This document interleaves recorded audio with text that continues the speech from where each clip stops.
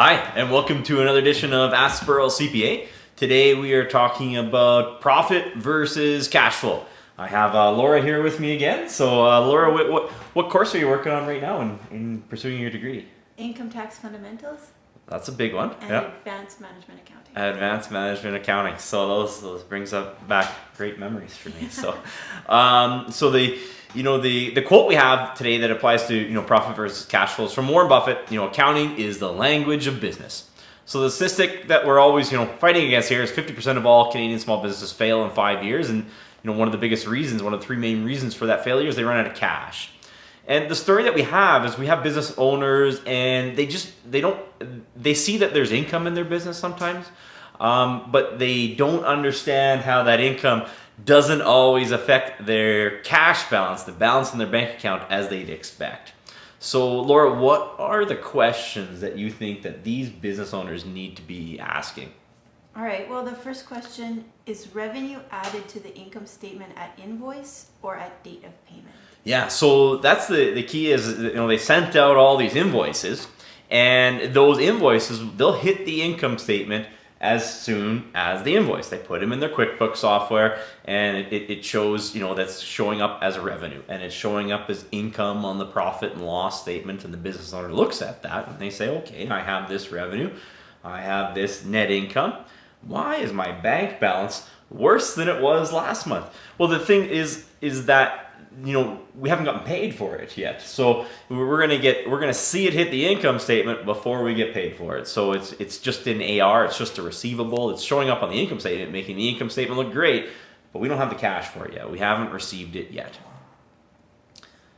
Number 2, how can a sudden increase in revenue place strain on cash flow? So sometimes what can happen is once they overcome this this revenue inertia, so to speak, I'm going to call it, where we have the invoice date, and then say the invoice happens in month 1, and then the collection happens in month 2.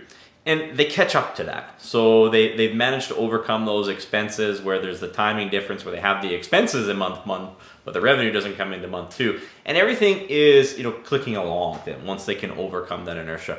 But then all of a sudden what happens, let's call it, in month 4, they have a big increase in revenue. So now the revenue has gone up. So again, this is revenue that is not yet collected. It's not going to come in until month 5, for example. But usually what happens in month 4 is the expenses also go up. So they had enough cash flow to cover that consistent level of expenses. And then they have a big, good month where they generate a bunch of new revenue. And they also have, new expenses which occur right away, but the new revenue, it gets collected at a later date. So that spike in revenue can cause a cash shortfall, and a lot of business owners aren't quite prepared for that.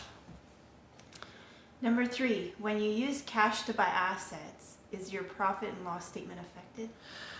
Yeah, for sure. So that's the other thing. So we made some money, and we're clicking along, and we see a profit on that profit and loss statement. But we've turned around and we bought a bunch of new computer equipment, or we bought a truck, another piece of equipment. We've done some leasehold improvements. So now that cash, that expenditure, it's an asset purchase. It's on the balance sheet. It's not showing on as an expense on the income statement because it's an asset that's going to be around and expensed over time. That has come out of cash. So it's come out of your bank. You've written the check. It's come out of your bank account. The expense doesn't show up on the income statement right away. So it's decreasing the cash that's available in the business whenever you purchase that asset.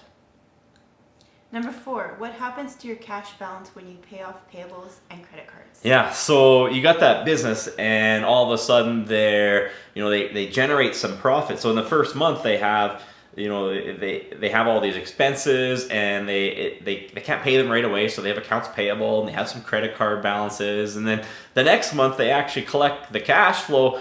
But then as soon as they collect it, it goes just to pay off the bills. So, paying off those payables and paying off those credit cards, that's not on the income statement. It goes on the income statement when the expense was incurred was incurred, or the revenue was actually booked as an invoice.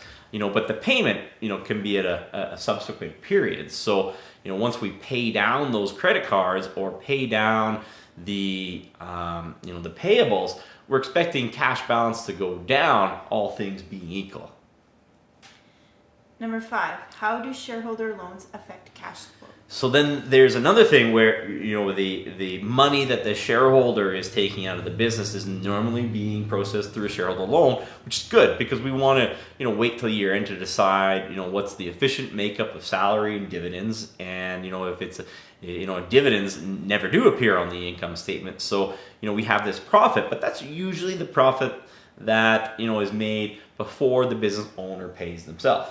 So if the business is making, $6,000 a month, but the owner is taking $8,000 a month, we have a cash flow problem. So we have to realize that normally you're looking at a profit and loss statement on an interim basis, and that profit and loss has to be at least higher than what the owner needs to draw each and every month. Number 6, does the principal portion of loan payments show up on the income statement? So there's another one. Just like, paying the owner through the shareholder loan, the principal portion of the loan statement does not appear on the income statement. Only the interest does. So we have a $2,000 loan payment every month, and $300 of it is interest and the rest is the principal. That $1,700 doesn't show up on the income statement. So you get a business that has a profit of $1,700, for example. The cash flow would not go up. We wouldn't have any extra money in the bank because we've used all the profits to pay off the loan balance, which is, reduce the liability. That payment of a principal balance does not show on the income statement. So any payments on loan balances are going to decrease cash. Why should profits be at least as high as shareholder draws and loan payments? Yeah, so usually that's the exercise, is you have to understand in a business, what are those recurring draws that the owner is taking? What do they need to take out of the business each and every month? What payments do they need to make on the loans? Or sometimes there's capital leases, so long-term leases that they have. And we have to know, the owner needs $5,000 a month. The principal loan payments are $2,000, and then the long-term lease, the capital leases that don't appear on the income statement, they're $1,000 a month. So we have $8,000. So what we have to know is that profit and loss, we need to see an $8,000 profit and loss every month just to keep the cash consistent. If we only generate $6,000 in profit and loss, once we pay the owner, made those principal loan payments, we're down by $2,000. Whereas, on the, conversely, if we make 10, we didn't add 10. We're only going to add the difference between the 8 and the 10. So we're just going to add 2,000 in cash. So they have to understand, on a long-term basis, month-to-month payables and credit card balances can fluctuate a little bit. But long-term, what are those principal loan payments? What are those long-term lease payments that don't show on the income statement? And what does the owner need to take out every month? And you get to that number, and we need to we need to have that profit at least that high every month, or else we have a cash shortfall and a cash deficit every month. Okay. Why is it important to bill early and bill often? So you get these, when we talked about, we have the revenue booked in month 1 and then the collection in month 2. But let's take a lot of these projects, and sometimes you're billing big customers, and these customers have 60-day payment terms, or even 45-day payment terms. Maybe they have 90-day payment terms. So you get onto that site and you start working. Let's say it's 60-day payment terms. So what can happen is, you think, I'm going to bill at the end of the month. And then the end of the month turns into 45 days later because you get busy, you don't send your bill out. Now all of a sudden, instead of, it being 60 days, it's now, it's 60 days from the date of the bill. So if it's 60 days to pay, and you intended to do it 30 days in, you got a little busy, you didn't do it to 45 days in. Now we're talking about 105 days from when you got on that job to see your first amount of cash flow. So the real key is what is the earliest time that I can bill and essentially not upset my customer, and then every increment after that, bill as often as possible. Why bill every month when you can bill every week? Because even if we're expecting it to be 60 days, if we bill every week, all of a sudden 60 days later we have cash coming in every week, instead of that we're waiting 60 days and it came in once in the month.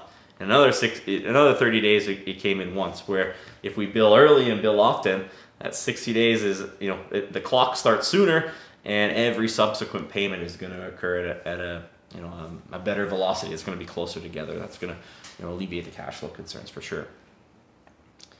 Why do you want shorter payment terms from customers and longer supplier terms? So let's say you're trying to shoestring this business, and you're a construction guy, for example. You're a general contractor, and let's say this project is bigger. You're used to doing these projects. You're doing $500,000 of revenue a year, and now you got this $2 million project.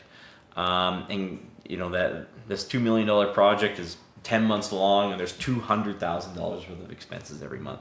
Those trades guys are going to come calling for their money. But if you can arrange it, you don't have $200,000 sitting in the bank to float the cash flow of this to the end. So what you can do is, let's say you get that customer and you say, hey, look, I can do this job, and we're successful in the bid, but our terms are, we need to be able to bill within 2 weeks. I have 14-day payment terms. From the time that I invoice you, you're going to be invoiced them early. From the time that we invoice you, you need to pay us within 14 days. And then you arrange with your suppliers, so your sub trades, and you just say just a little bit of a movement. Normally they're net 30, and you say, hey, it's net 45 on this project. You've just bought yourself 30 days of buffer. So you can effectively, so lots of times you can do a project and you're not even really going to, require that cash flow if you're super disciplined on that, and assuming the customer pays. But you can just finance that project from a shoestring. Whereas if the customer has 45 days to pay and the trades are expecting their money 15 days in, you don't have any money to pay them. So if you can arrange it, the customer has to pay you quicker within 14 days, and you have 45 days to pay your suppliers. You have your money in hand before you ever have to, and some buffer time where you can go after your customer and say you're a little bit late. You don't want to cut that window short. I would say if it's 14 days on one end and 30 days on the other end, it's really easy to go over that 14 days.